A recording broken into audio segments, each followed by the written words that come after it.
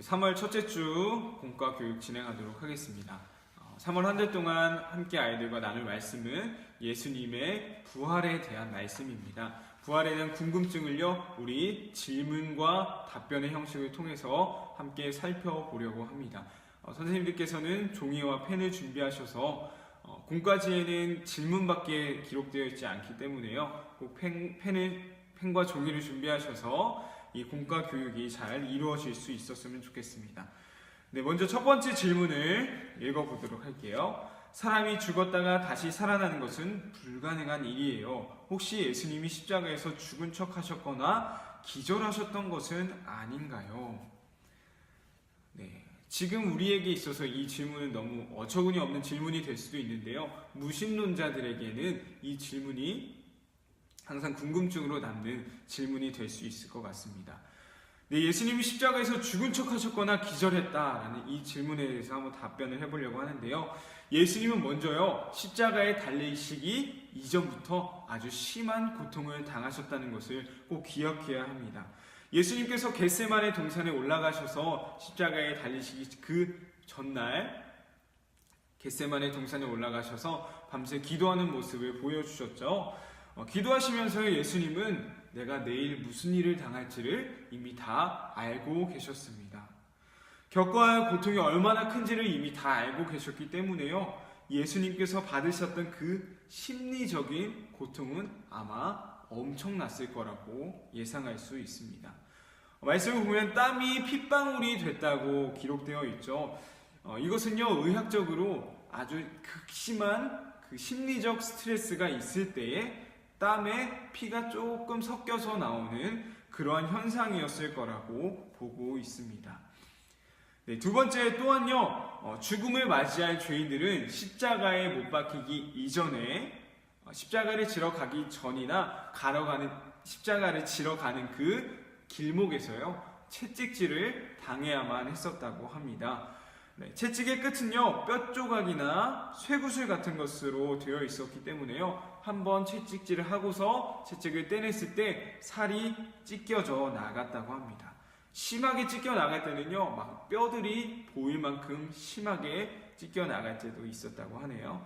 그래서 많은 사람들이 이 십자가를 지러 가기 이전에 채찍질을 당했던 많은 사람들이 십자가를 지기도 전에 목숨을 잃는 그러한 모습이 있었다고 합니다. 이것은 무슨 말일까요? 예수님은 이미요, 십자가에 달리시기 이전에 엄청난 고통과 피 흘림이 있었다는 사실입니다. 피를 많이 흘리면 일어나는 한 가지 특징 중 하나는요, 심장이 더 이상 피가 없기 때문에 심장이 피를 퍼올리지 않는다고 하네요.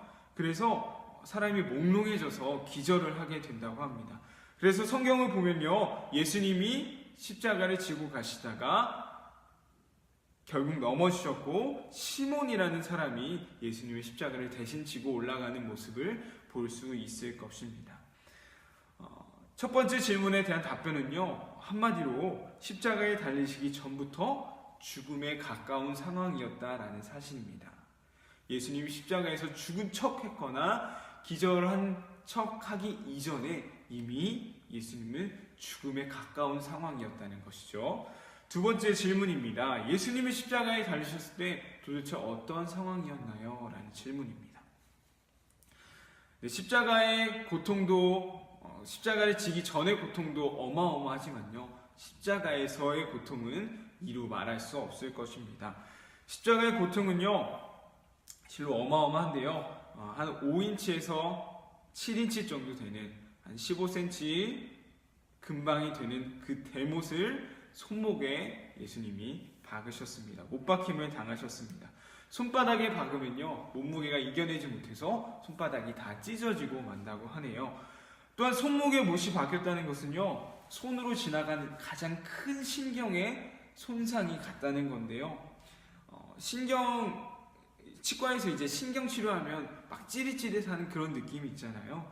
아마 그것과는 비교할 수도 없을 만큼의 아주 큰 고통이 이 신경을 못 박힘을 당했을 때 있으셨을 겁니다. 예수님은 또한 발에도 못 박힘을 당하셨었죠.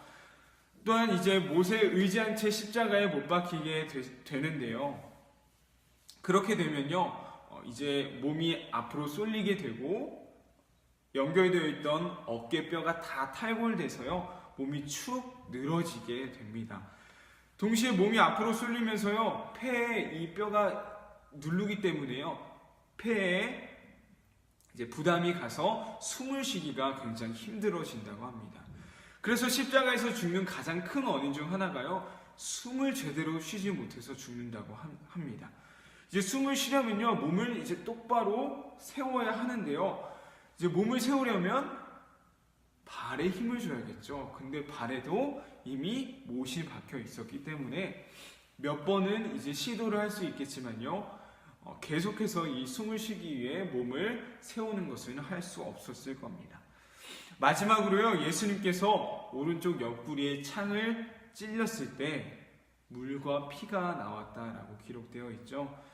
몸에 있는 피를 다 쏟아내셨을 때요, 예수님은 이미 죽은 몸이라고 생각하시면 될 것 같습니다.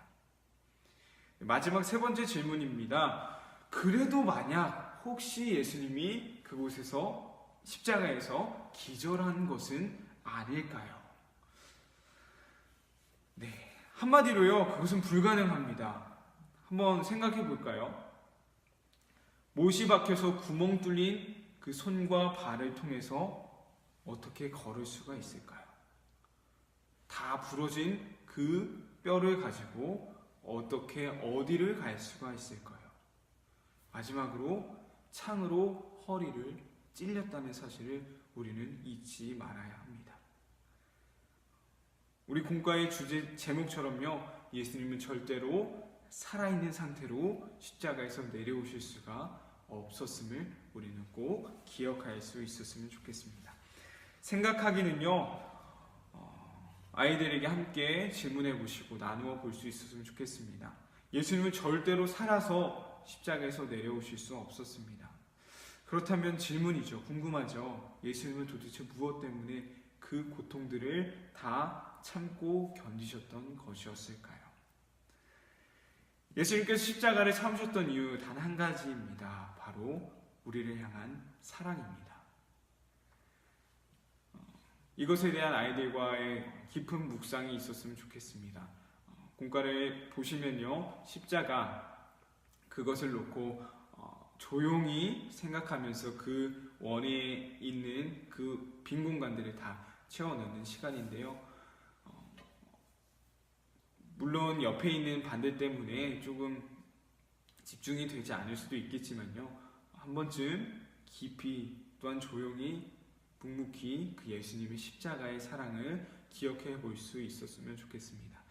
한 달간 이렇게 질문과 대답의 형식을 통해서 예수님의 부활에 대한 그런 증거들을 하나하나 살펴보려고 합니다. 결국 예수님께서 십자가에 죽으셨고 부활하셨다는 사실이 다 우리를 향한 사랑이었음을 기억하고 그것을 믿는 믿음이 바로 기독교 신앙의 핵심임을 다시 한번 확립할 수 있는 저와 우리 선생님들, 또 우리 유년부 친구들이 되었으면 좋겠습니다.